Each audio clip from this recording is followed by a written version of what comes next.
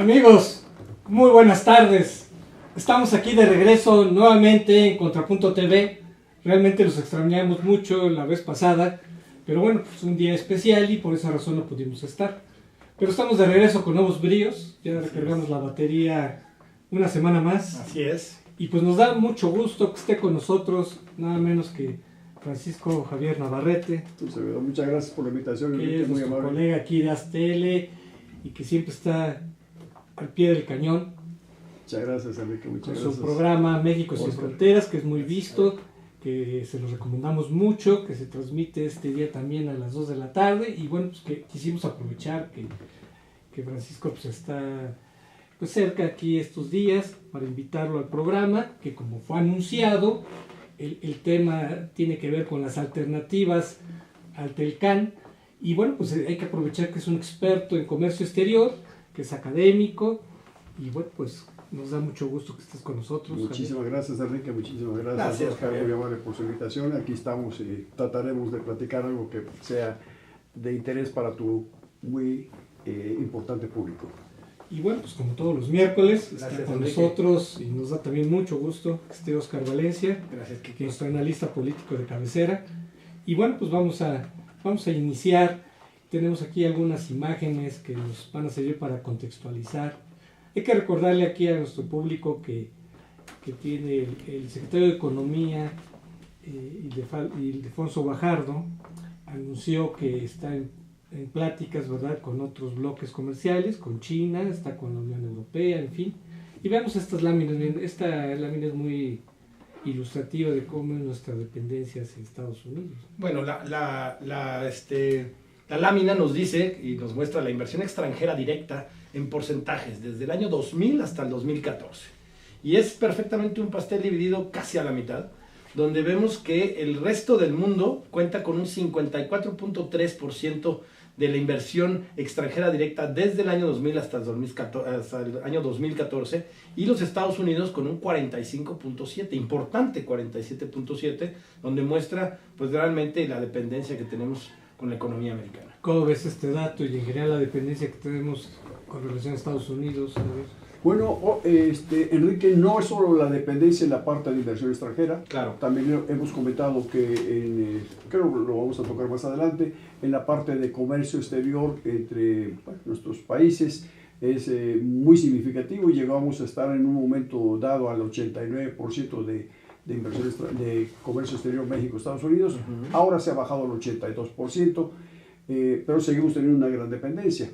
Tenemos dependencia tecnológica, tenemos dependencia financiera, lógicamente la dependencia de la parte laboral en cuanto a nuestros migrantes que están en acceso ahí a Estados Unidos. Tenemos dependencia tecnológica, estamos muy atados a Estados Unidos. Y lo comentábamos fuera del aire, Enrique, de que México debió de tomar una medida hace 10, 15 años aproximadamente para pues prever este tipo de situaciones que se están dando en este momento, Enrique, y que ahora con la nueva política del presidente de Estados Unidos, pues que tiene otro enfoque totalmente diferente en cuanto a la parte de la seguir o continuar con las mismas virtudes o defectos que tiene el propio Tratado de Libre Comercio, ¿no?, del norte. Entonces, yo lo vengo mencionando desde hace ya bastante tiempo, que México debió tomar una alternativa hace 15, 20 años buscando mercados diferentes, donde sí los hay, y que muchos están prestos a colaborar con México en ese aspecto. Yo ahí haría nada más dos comentarios. A mí me parece que una parte muy importante de las relaciones México-Estados Unidos y de México con el mundo debió haber sido el momento en que China entra a la Organización Mundial del Comercio. Yo creo que ahí debió haber sido un detonador, pero yo quiero hacer un poco de historia. Cuando Carlos Salinas de Gortari firma el Tratado de Libre Comercio, estaba George Bush padre como presidente, y las relaciones México-Estados Unidos eran relaciones de amplia colaboración y de, digamos, con una posibilidad de gran crecimiento. Y yo luego percibo que después del gobierno de Salinas de Gortari, el gobierno de Cedillo mantuvo esas buenas relaciones con el gobierno de Estados Unidos, y me parece que se crea una zona de confort para que después, cuando llegue Fox, si no mal recuerdan, llega a la primera reunión que hace Fox es con el presidente George Walker Bush, es George Bush hijo. Y también se había hablado de abrir las fronteras, de un tratado de libre comercio más amplio, de tener una reforma migratoria mucho más profunda, que se llamaba la de Whole Enchilada. Y a mí me parece que ahí también, porque estás hablando de esos 10 o 15 años, también la relación México-Estados Unidos se vuelve muy estrecha. Luego vienen los atentados de Estados Unidos en el 11 de septiembre y esto empieza a modificar algunas cuestiones, pero al final de cuentas las relaciones México-Estados Unidos seguían caminando bien. Luego viene el gobierno de Calderón con Obama y me parece que seguían estas relaciones. El error, siento, es no haber tenido la visión para entender que podía pasar lo que estamos hoy viviendo con un presidente Trump y con un tema donde se revisara el Tratado de Libre Comercio, donde en muchos aspectos se dijo que éramos nosotros los perjudicados y hoy parece que hay muchos beneficiarios. A mí me parece que el Tratado de Libre Comercio debe ser evaluado en su justa dimensión y que a mí me parece que por más que hablen y vengan los tweets y todo lo que haga Donald Trump, a mí me parece que es un buen tratado el que tenemos ahí. Bueno, es que hemos sido víctimas del éxito, o sea, el Telcán ha sido muy exitoso. Claro. Y la prueba es el superávit comercial que tenemos con Estados Unidos. Y bueno, pues ese es el problema de haber sido exitosos. Yo creo que en los dos cabe la razón. Por un lado, pues el Telcán es un buen instrumento, pero también tiene Javier razón en que no hay que apostarle todo a la misma carta, ¿no? Porque ese es el riesgo. Exactamente. ¿no? De que si le apostamos todo a la misma carta, no todos los huevos en una misma canasta, es cierto. No lo mueven tantito y se nos derrumba, ¿no? En todo caso hay que ver cómo poder justamente vacunarse y como todo, ¿no? Pues todo lo tenemos que hacer al cuarto para las 12, desafortunadamente. Y siempre sale mal, ¿no? O sale Pues, no tan espera, bueno como los resultados son improvisados, y entonces dependes muchas veces del azar y a veces muchas veces de la buena voluntad del otro para que las cosas funcionen, y eso implica un amplio riesgo. Y tú bien sabes que comercio internacional, como comercio normal, local, no se dan demasiadas concesiones, ¿no? Entonces, te doy, me das, ganas, gano. Sí, pues son marginales Pero las ganancias en un momento dado, o sea, no hay mucho margen de maniobra en estas arenas. Y no como dice el presidente Trump, ¿no? De que fue un tratado de libre comercio mal negociado, totalmente a favor de México. Yo considero que los negociantes que participaron por la parte de Estados Unidos y igual de Canadá y de México, pues era gente de nivel, gente muy preparada, con conciencia de lo que estaba en su país sucediendo y que flexionaron, ganaron en algunos sectores, en otros no tanto, y en otros sí, lógicamente tenían que ceder y perder algunos privilegios, ¿no, Enrique? Pues sí, y es que el problema del libre comercio en Estados Unidos, digamos, la mala fama que se ha ganado es más bien por los chinos, ¿sí? O sea, si alguien ha generado que Estados Unidos pierda empleos, no es el Telcán, son los chinos. Claro, ¿no? La competencia O sea, que tiene con China. Y es el problema, que China es la que, no solo en Estados Unidos, en México. Y en el mundo. Y en el mundo. Entonces ahí es un problema, ¿no? De que la mala fama que tiene el libre comercio ha sido más por los chinos, que practican mucho el dumping, ¿no? Y desde que ingresaron a la Organización Mundial de Comercio, como comentaste, No han respetado muchas cláusulas. exactamente, ¿no? Entonces ahí está el problema. Si quieren podemos ver la siguiente lámina, por favor. Dice, flujo del IED de China hacia Latinoamérica. Desglose por país. Y vemos de entrada en la gráfica que Brasil tiene el 55.9, o sea, Brasil y China son o sea, tiene la misma dependencia que tiene, yo creo que Estados Unidos y México, Brasil y China. Luego sigue Perú con un 16.03, Argentina con un 14.8, Colombia con un 4.85, otros países, incluyendo a México, o sea, en todo ese pastel amarillo, nosotros aparecemos con un 8.53, y realmente sería cuestión de ver realmente México cuánto cuenta de todo esto. Y luego en la otra parte de la gráfica vemos que es el desglose por país por millones de dólares, y México aparece con 146 del 1990 al 2000, y del 2010 al 2013 estamos viendo que son solo 100.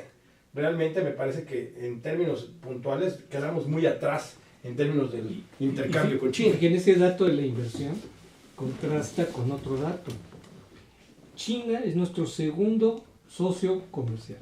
O sea, después de Estados Unidos. Exacto. Ya desplazó a Canadá, ya Exacto. desplazó a Japón, ¿no? Y tenemos un déficit brutal con Sí. los chinos, como de 65,000 millones de dólares. Es brutal. Entonces, si consideramos el superávit que tiene México con Estados Unidos de 120 y tantos mil y el déficit que tiene con China, globalmente podríamos decir que por cada 10 dólares que ingresan de Estados Unidos a México, salen 5 a China.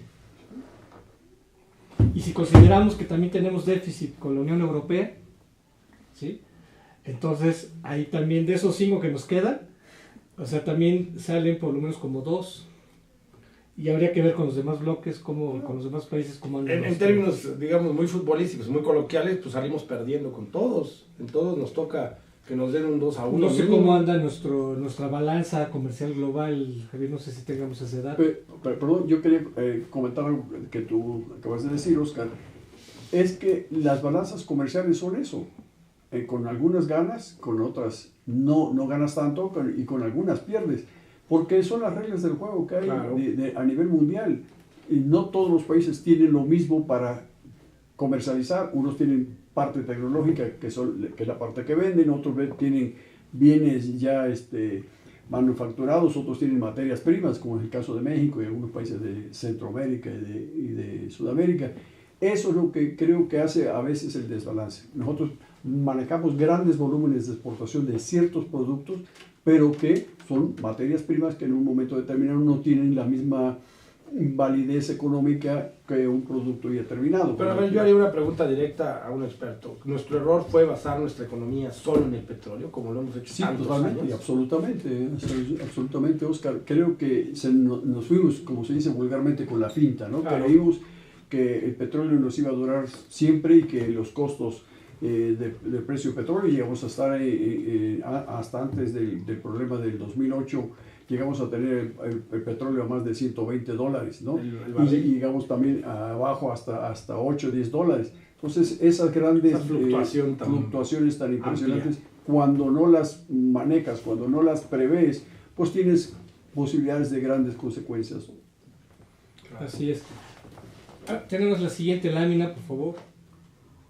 Mira, aquí tenemos un panorama de cómo están los tratados de libre comercio y otros acuerdos de México. Ujú. La idea de este programa es, bueno, partiendo de que pues ya la negociación del TELCAN ya es inminente, se dice que es por agosto, incluso, bueno, el secretario de Economía ya dijo que en septiembre se van a sentar con los chinos para la renegociación, y también está en proceso el TELCUEN, la actualización del TELCUEN. Hay que ver realmente con quién nos interesaría más intensificar el comercio, porque en muchos aspectos, pensemos con el Mercosur o incluso con la misma China, somos competidores, ¿no? Por ejemplo, con el Mercosur competimos en materias primas, alimentos, y con los chinos competimos en manufacturas. Entonces no sé cómo ves, Francisco, cómo sería la estrategia de con quién poder intensificar los lazos. Yo creo que se debe de participar con ambos sectores en la justa medida que te permita tus propias capacidades. Porque muchas veces sucede, Oscar, Enrique, que viene una demanda de un ex país y te dice, bueno, yo quiero tantas 200, 400 toneladas de este producto. Sí, pero fíjate que yo nada más te puedo dar 60. Oye, ¿cómo? No, pues no me sirve 60 toneladas, yo necesito 300, 400. Entonces, debemos de tener esa seguridad de poder suministrar grandes volúmenes, en caso que sean materias primas, pero también darles un valor agregado. Yo siempre he discutido la situación de por qué seguir exportando mango. Es un ejemplo. ¿Por qué no vendemos mermelada de mango?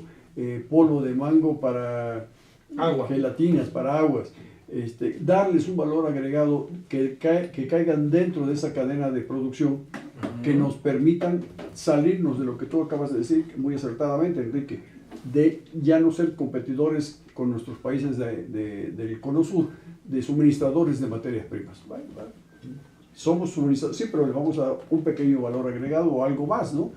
Y con los otros países tratar de equiparar algunas condiciones más tecnológicas, más industriales, que además tenemos la gran capacidad de México, tenemos gente de primera, Pero ¿de quién depende, por ejemplo, dar el brinco de ese productor de mango a decir, bueno, quiero ser productor de mango y además de ser productor de mango, quiero ser manufacturero de polvo de mango y de mermelada de mango? ¿Quién lleva de la mano al productor para que dé ese brinco y pase de ser solo productor a un emprendedor?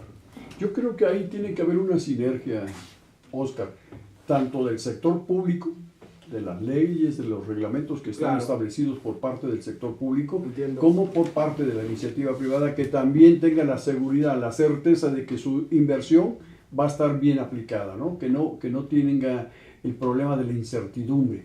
Porque tú bien sabes que puede haber un muy buen tratado de libre comercio, extraordinario, pero si no se implementa con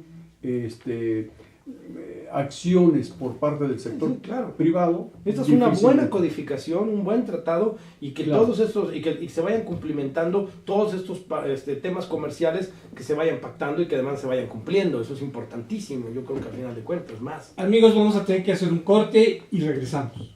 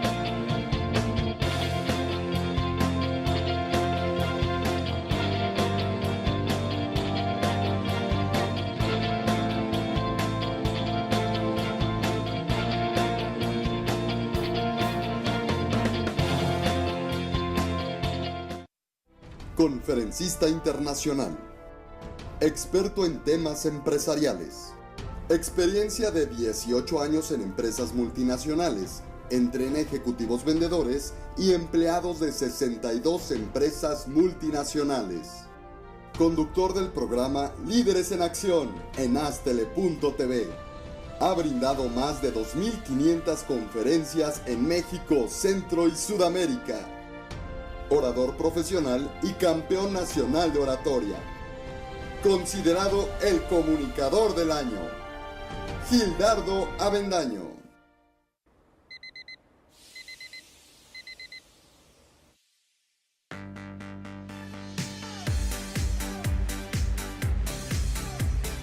Cuando la vida te pone a sudar, hidrata la vida. Electrolit, científicamente hidratante.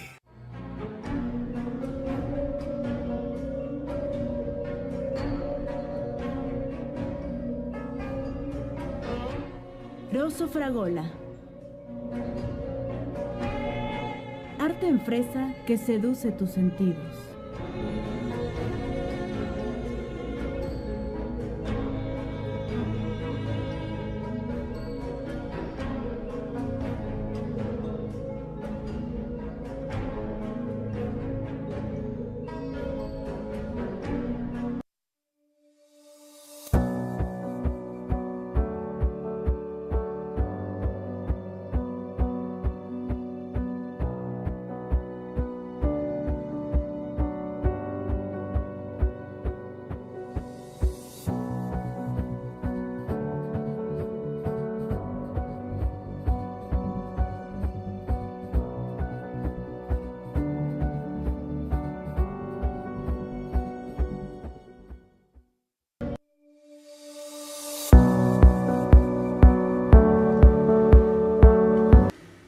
Estamos de regreso aquí en Contrapunto TV analizando las alternativas del Telcán.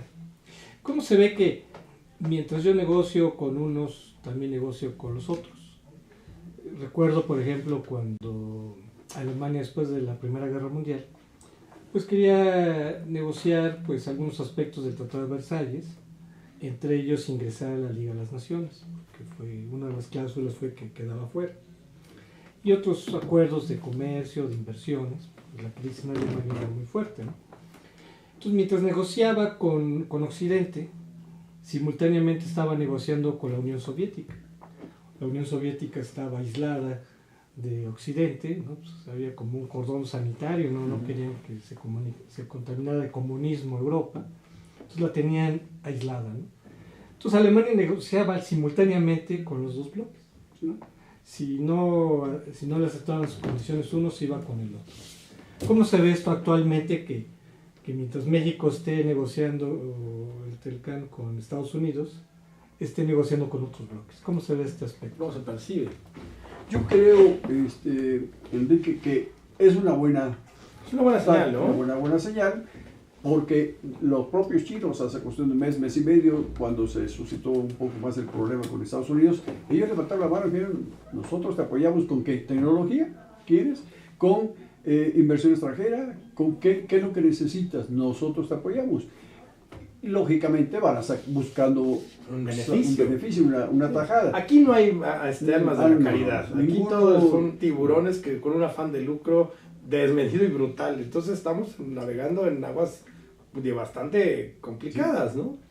Pero además perdería también el gobierno norteamericano en la parte política, pero el industrial y el consumidor norteamericano también perdería, porque se encarecerían muchos productos.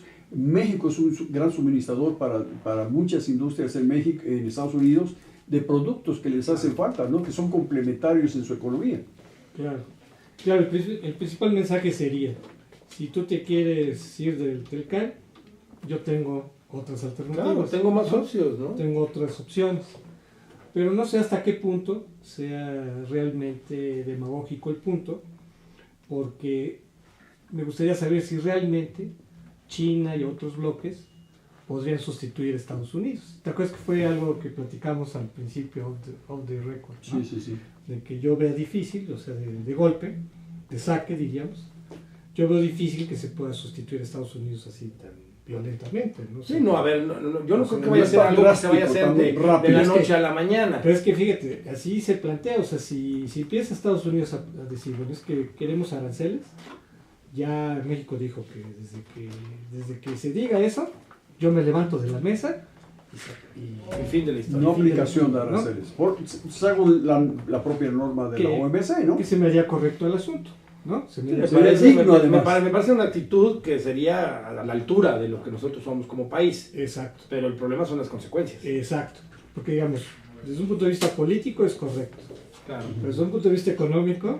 Pero a ver, yo quiero poner un ejemplo. Yo lo que he estado viendo, por ejemplo, en algunas partes de las redes sociales, es que algunos agentes comerciales de México y del gobierno mexicano fueron a Alemania y firmaron tratados de libre comercio de manera reciente, lo cual me parece que es bueno. Entonces, si tú en un momento dado rompes tu relación con Estados Unidos y tienes en tus bodegas el stock que tendrías que haber mandado a Estados Unidos, pues en ese momento hay que ofertarlo. A lo mejor... Digo, no creo que los mismos alemanes, por poner un ejemplo, nos vayan a comprar el producto en la misma cantidad o a lo mejor hasta en el mismo precio. Pero tú tienes que ofertarlo a tu mejor postor. Y a veces con condiciones de calidad que a veces son diferentes. Claro, las condiciones y las normativas que son tú de los alemanes a veces son bastante más estrictas que las propias americanas. Y lo mencionamos en esta misma mesa. Simplemente cambiar la etiqueta de inglés a alemán me implica, al mismo productor le implica un costo de $18 más en ese momento para cambiar el producto y mandarlo a otro país. Entonces, son cuestiones que efectivamente sí tienen un verdadero riesgo, pero yo creo que hoy, si el Tratado de Libre Comercio se va a negociar en agosto, pues nuestros productores y toda la gente que está ahí tendría que estar pensando en el plan B, y ese plan B yo ya los tendría que estar preparando hoy mismo para ver hacia dónde voy a caminar. Esto sucede, ¿no? Sí, porque ya de hecho ya ha habido sectores que han sido afectados con el comercio con China. Pensemos en la industria juguetera, ¿sí? pensemos en la industria del calzado, ¿no? Textil. La industria textil. Claro. O sea, estos tres sectores ya han sido muy perjudicados por el comercio, podríamos decir, desleal con China, ¿eh? Sí, Enrique, pero pasa una cosa. Por el hecho de, digamos, si no tenemos un tratado de libre comercio con China, donde se especifique las reglas de juego entre ambos países, seguiremos teniendo contrabando, documentado el contrabando por abajo del puente, desleal, como tú bien dices. Pero si nos ponemos de acuerdo, ok, vamos a firmar un tratado bajo estas condiciones en las cuales si tus empresarios cometen ciertos actos ilícitos, tú los debes sancionar, como yo también voy a sancionar a los empresarios mexicanos que en un momento dado incurran en ciertas prácticas desleales del comercio exterior, como tú lo decías, el dumping, ¿no? Como en la industria del acero. Ya ves esa es una. qué gran problema hay con el acero chino. ¿Sí? Entonces tú serías partidario de que hubiera un tratado de libre comercio con China. Yo sí estoy muy a favor de eso. Es más, en reuniones en la administración pasada, en la administración del licenciado Ferrari, se le propuso en algunas reuniones que por qué no había mayor acercamiento en cuanto a un tratado de libre comercio con China.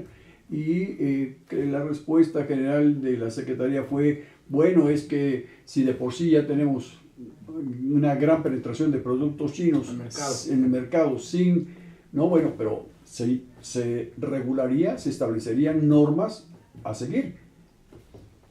Esto es como la lucha libre. Claro. O sea, al final de cuentas sí estás haciendo una batalla con ellos, pero yo prefiero que sea con reglas y un referí a que sea súper libre y que hasta que el otro pierda la máscara. Entonces me parece que es mucho mejor tener un tratado que norme las relaciones, porque independientemente que a lo mejor vas a seguir teniendo esa parte de la fuga del contrabando, por lo menos ya tienes unas reglas claras donde sabes cómo vas a jugar y a los empresarios mexicanos podrán utilizar las ventajas de ese mismo tratado para ir hacia allá. Me parece que te pone mejor reglas. Ahora habría que ver mejor condición. qué cosas le podemos vender a los chinos, considerando que tenemos un déficit de 65 mil millones de dólares. Yo antes de darte un comentario al respecto, Enrique, yo quería comentarles a ambos. Los chinos, en su práctica comercial, es increíble. Ellos tienen contemplado entre el 3 y el 4% de utilidades, máximo el 5%. Cuando alguien te hace ese comentario, dice, bueno, espérame, 4 o 5 es nada. Es esto del vaso.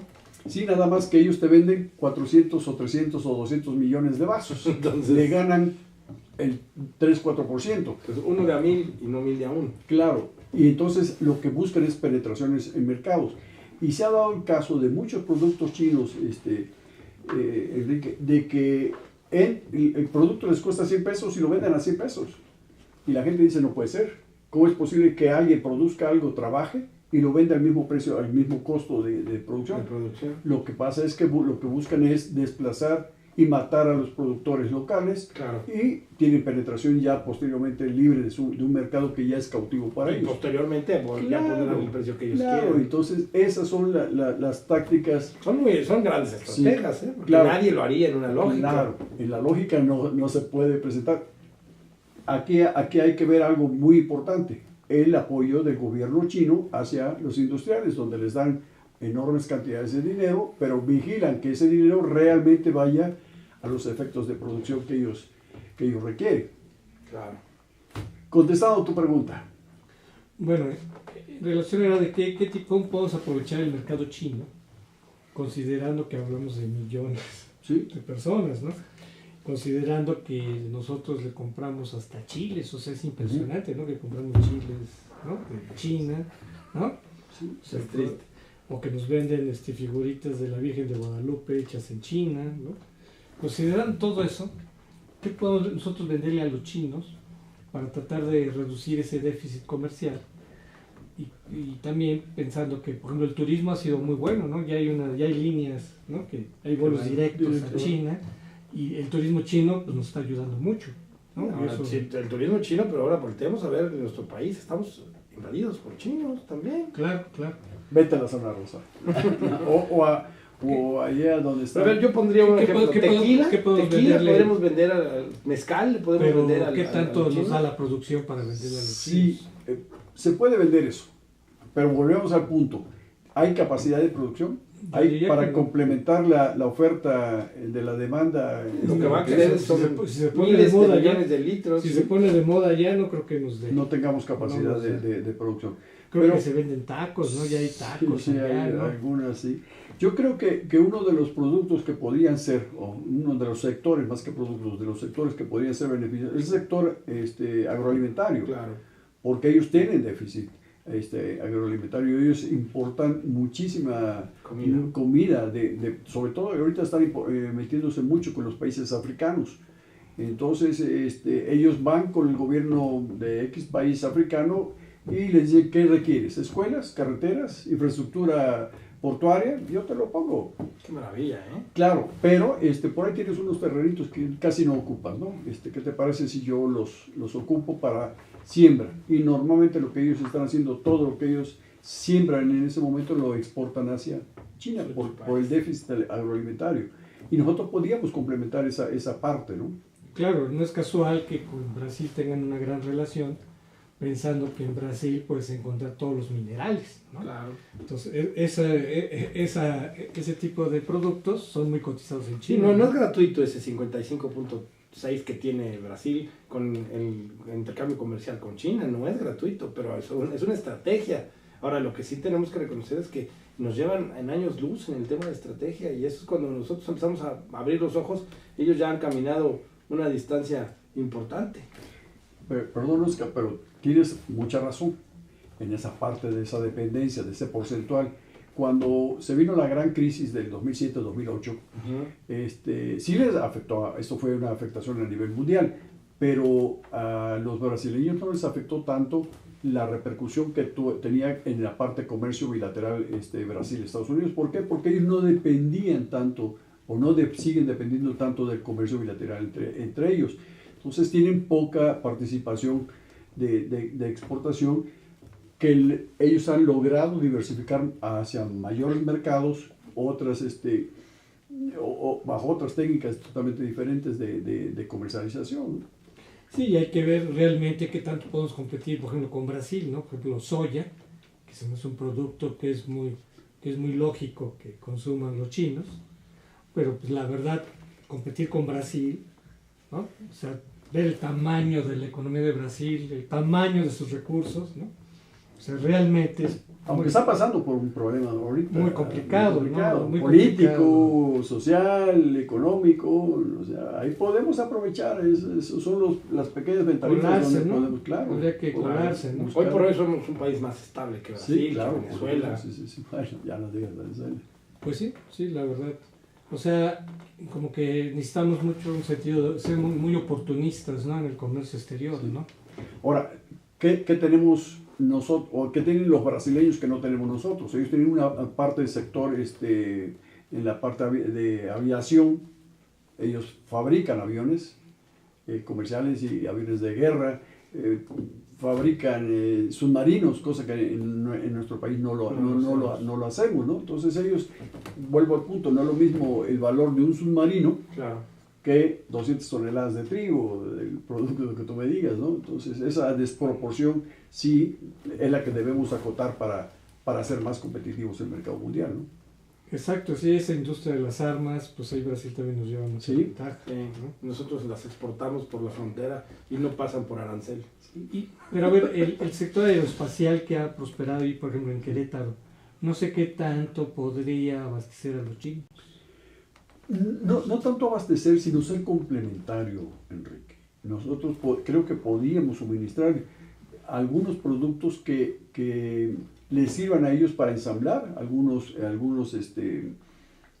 algún producto y afinar, pero además para ellos el beneficio es aprovechar la influencia que tiene México con los diversos tratados de libre comercio con América Latina para penetrar esos mercados que tienen preferencias arancelarias y preferencias aduaneras, como es el caso de Costa Rica, de Chile, con el caso de Perú, Colombia, que tenemos tratados de libre comercio. Eso nos permite, o le permitiría a los chinos penetrar a esos mercados vía producir en México, complementar con productos de ellos y darles el valor de integración, ¿no? El porcentual de integración que se requiere para tener acceso a esos beneficios arancelarios, ¿no? Oye, Javier, ¿y cómo percibes tú la estrategia y la visión del gobierno mexicano sobre estos temas? ¿Hacia dónde van llevando los funcionarios de economía, de relaciones exteriores, estos temas que son fundamentales?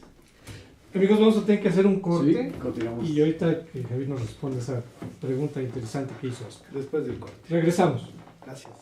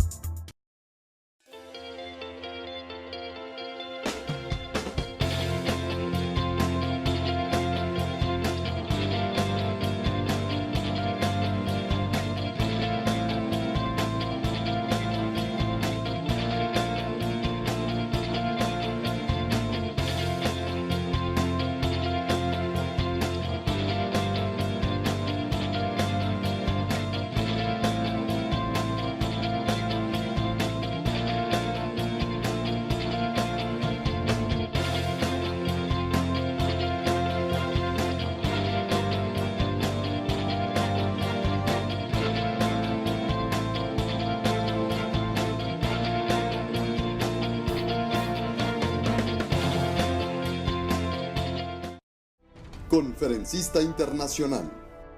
Experto en temas empresariales. Experiencia de 18 años en empresas multinacionales, entre en ejecutivos vendedores y empleados de 62 empresas multinacionales. Conductor del programa Líderes en Acción en Astele.tv. Ha brindado más de 2.500 conferencias en México, Centro y Sudamérica. Orador profesional y campeón nacional de oratoria. Considerado el comunicador del año. Gildardo Avendaño.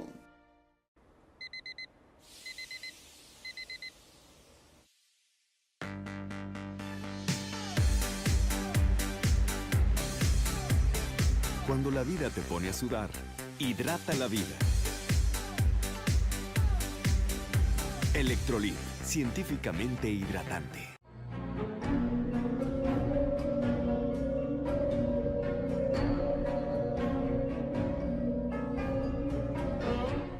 Rosso Fragola.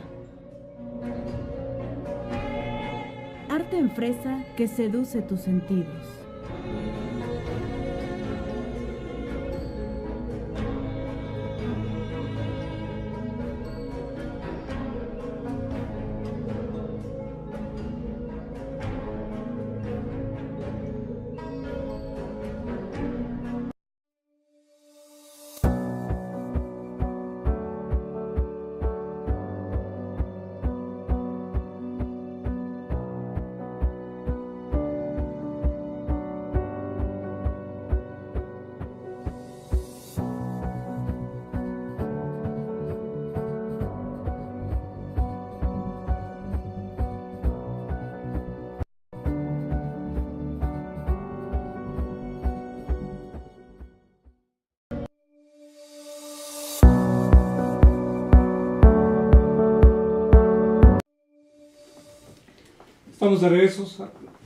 Estamos de regreso, amigo, aquí en Contrapunto.tv.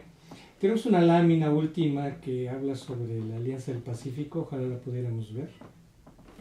Muy bien. Está muy interesante, está muy bonita de entrada. La Alianza del Pacífico hoy.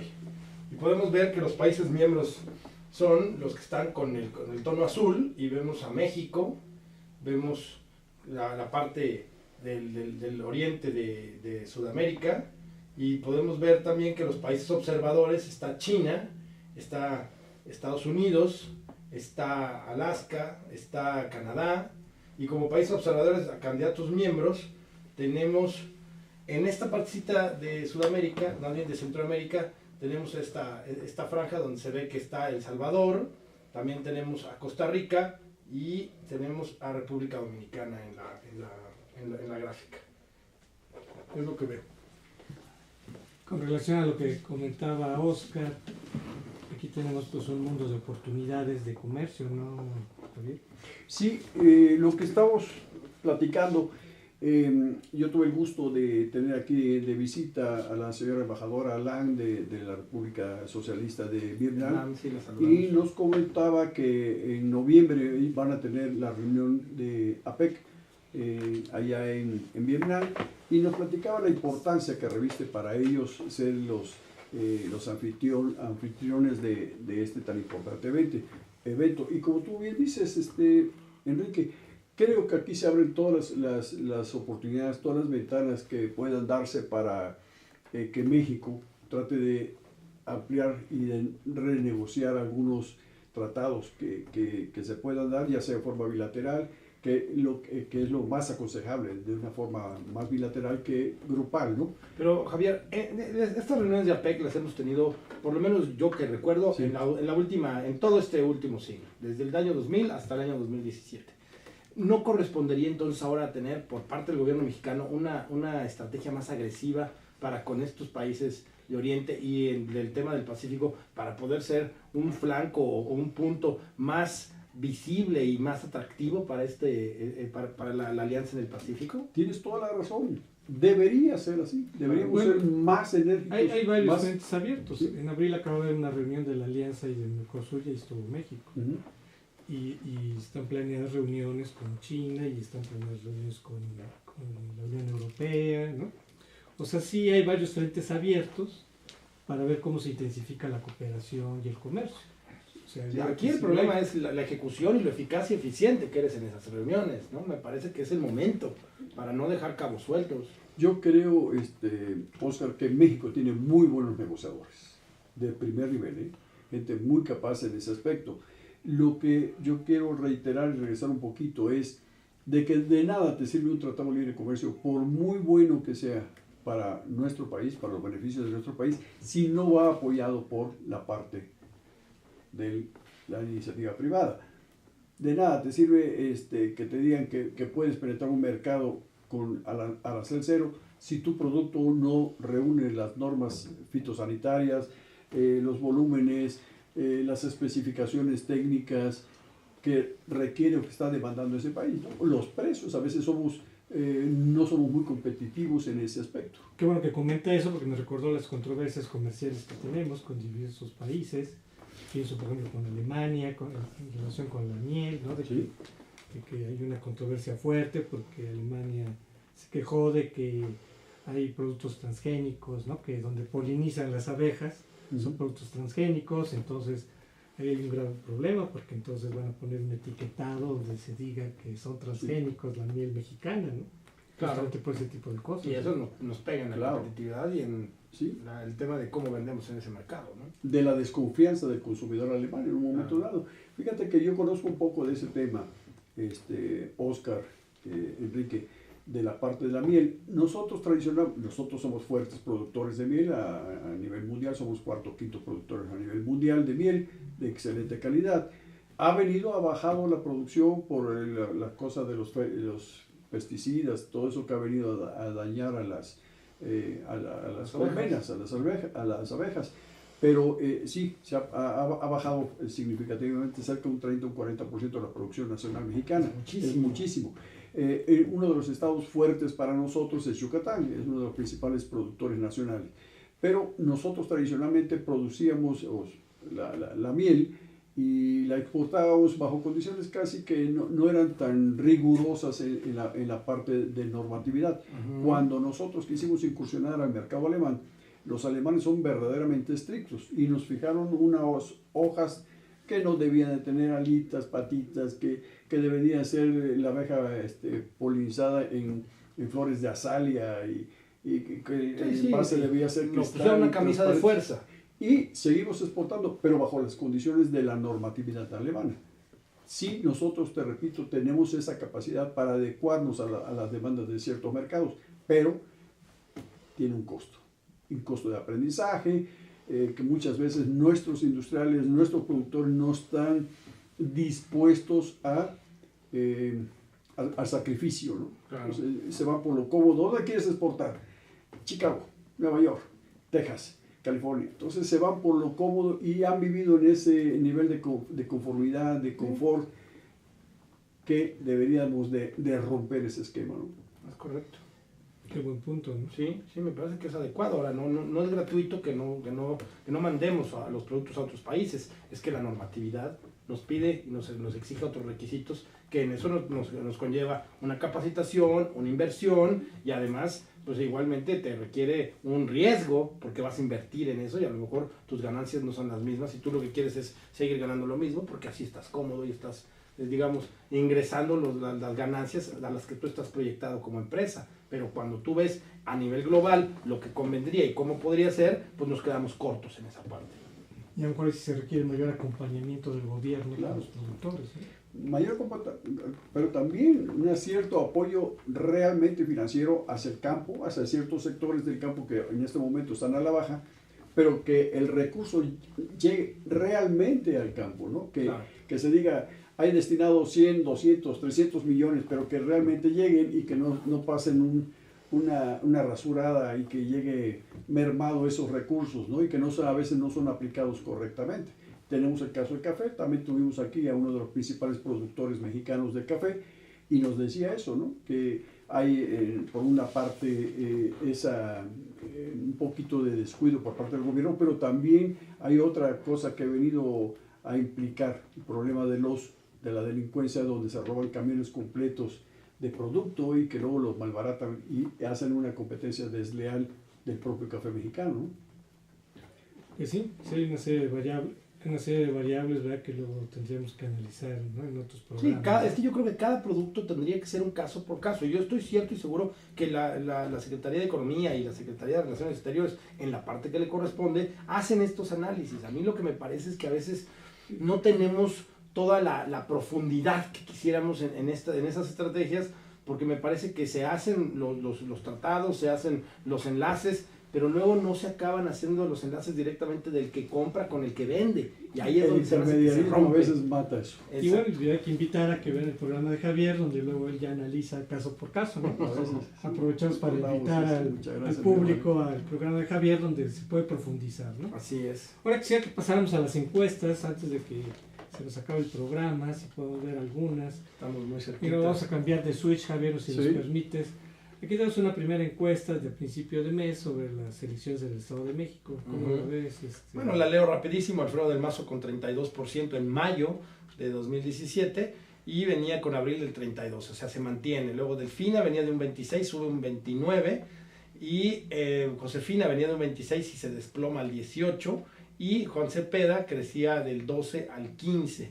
Pues hay una diversidad de encuestas para esta elección, que hay unas donde ponen a Josefina en segundo, otros la ponen en tercero, otros en cuarto. Pasemos a la siguiente para que veamos otra. Mira. Se impondrá el voto tricolor Este es de aquí, como lo periódico plasma. 24 horas. Luego dice, si hoy fueran las elecciones a gobernador del Estado de México, ¿por cuál candidato votaría? El 43 por Alfredo del Mazo, Josefina va en el 21, insista, la ponen en segundo, Delfina a lo mejor con el golpe y todo lo que ha venido de la ondanada de medios en el 17.81, Juan Cepeda con el 10, que me parece como más real, esta señora independiente Castel con el 3 y Óscar González Yáñez con el 2.7.